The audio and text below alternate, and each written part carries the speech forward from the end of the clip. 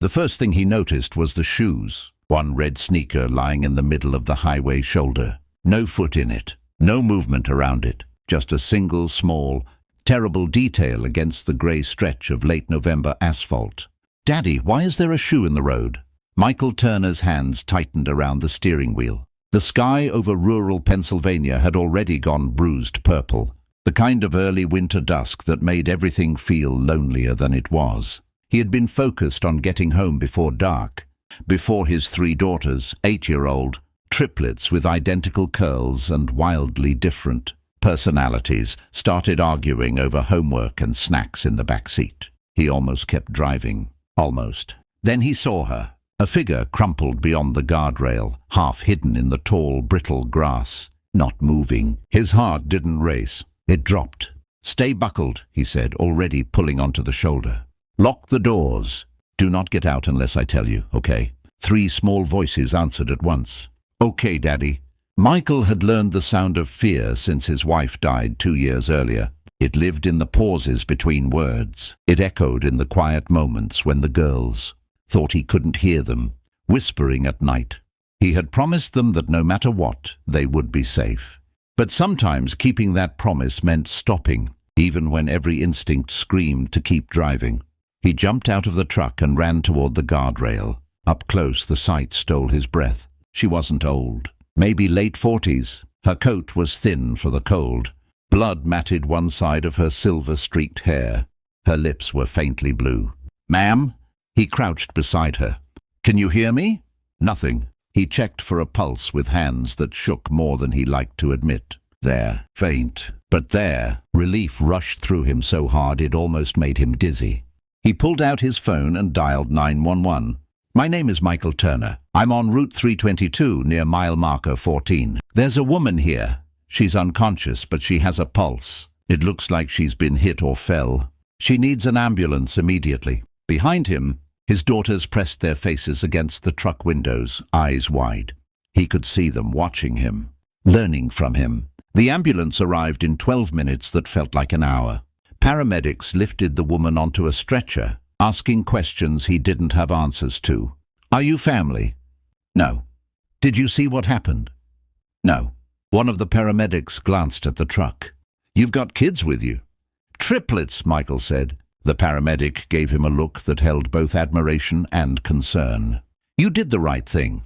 Michael wasn't sure why those words stung. At the hospital, he expected to give a statement and leave. But the girls refused.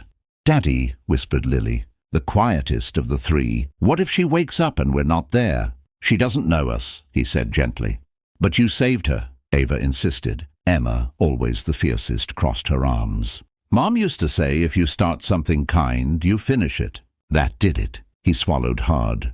Their mother had believed in stopping for people, in casseroles for strangers, in handwritten thank you notes, in showing up. He signed in at the front desk. They waited.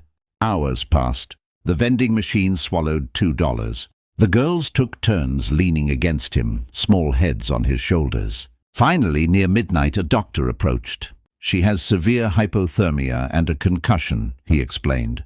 "If you hadn't found her when you did, she likely wouldn't have survived the night." The words landed heavy. "She's stable now," the doctor continued. "But she was carrying no ID, no phone, nothing. We don't know who she is." The girls looked at him with identical expressions, wide, shining, hopeful. "Can we see her?" Ava asked. The nurse hesitated, then nodded. The woman looked smaller in the hospital. Bed, fragile, tubes and wires surrounded her. Michael stood awkwardly, near the foot of the bed while his daughters stepped closer. Emma leaned forward first. "Hi," she said softly. "You don't know us, but our dad found you. He's really good at finding people who need help." Michael blinked hard. Lily reached out and gently touched the woman's hand. "You're safe," she whispered. The woman didn't move, but her heart monitor beeped steady and strong. They went home that night exhausted, and yet something had shifted. 3 days later, the hospital called. "She's awake," the nurse said, "and she's asking about the man with the 3 little girls." Michael hesitated. He had construction jobs stacked up, bills, a leaking kitchen faucet, life. But he went. The girls insisted on bringing flowers, daisies from the grocery store, because they were cheapest but looked like smiles. When they entered the room, the woman was sitting up. Her eyes were clear, searching. When she saw them, tears filled them instantly. "You," she whispered. Michael stepped forward. "I'm Michael. This is Ava, Emma, and Lily." She studied the girls as if memorizing them. "I'm Margaret Hale," she said. Her voice was thin but steady. "Thank you for stopping." Michael shrugged lightly. "Anyone would have." Margaret's expression said she knew better. Over the next week they learned pieces of her story. She had been driving cross-country, alone after selling her house in Ohio, no close family, no children. A semi had sideswiped her car. It spun. She crawled out disoriented, stumbled toward the road for help, and collapsed before anyone saw her. Except one single dad with triplets running late for dinner. "I remember cold," she told them quietly, and thinking, this is how it ends, alone. Emma climbed onto the chair beside her bed. "You weren't alone," she corrected firmly. Something in Margaret's face broke open then. After she was discharged, Michael assumed that was the end. Kindness given, life moving on. But 2 weeks later, a black SUV pulled into his driveway. Margaret stepped out, not in a hospital gown, in tailored wool. Behind her, a man in a suit carried a folder. Michael frowned slightly. "I owe you more than thank you," Margaret said. He crossed his arms gently. "You don't owe us anything." She smiled softly. "Let me decide that." They sat at the worn kitchen table while the girls colored nearby. Margaret explained. She had been the majority owner of a successful manufacturing company her late husband built. She had sold it before her trip, finalizing a multi-million-dollar deal. "I was driving west to decide what came next," she said. "I have no heirs. No one to leave anything to." Michael shifted uncomfortably. "Margaret." She held up a hand. "I'm not trying to buy your kindness." The room fell quiet.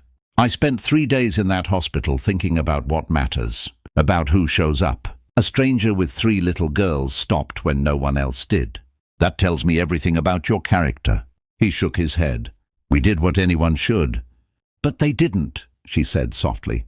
She slid the folder across the table. "I've set up a trust." Michael didn't touch it. "For the girls' education," she continued.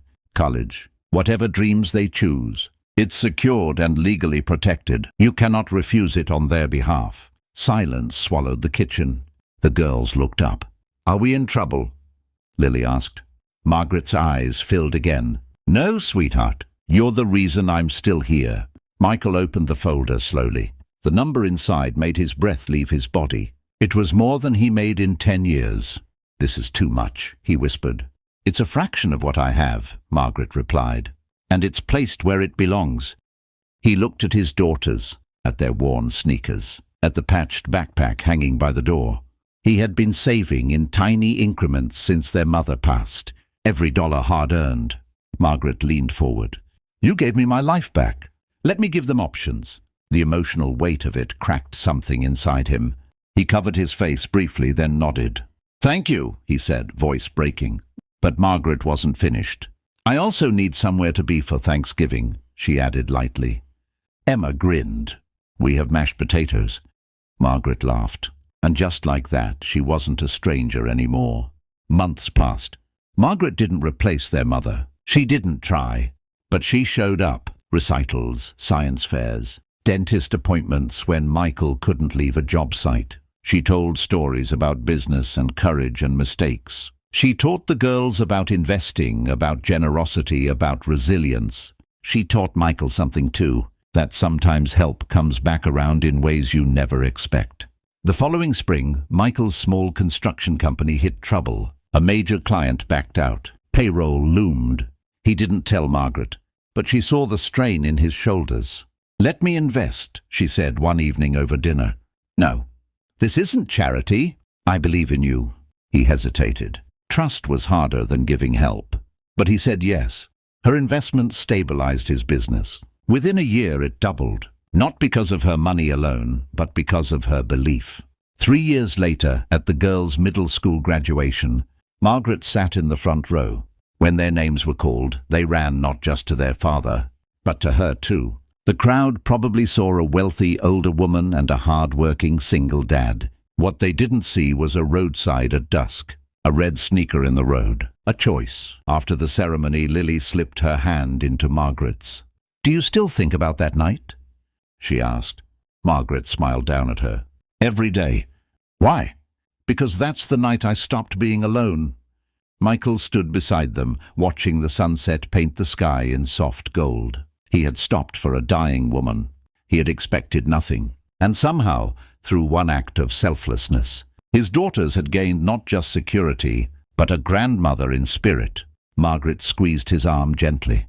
"You didn't just save my life," she said quietly. "You changed it." Michael looked at his girls laughing together. "No," he replied softly. "We all changed each other's." And somewhere beyond the horizon of that small Pennsylvania town, kindness echoed, proving that sometimes the smallest decision on the darkest road can light the rest of your life.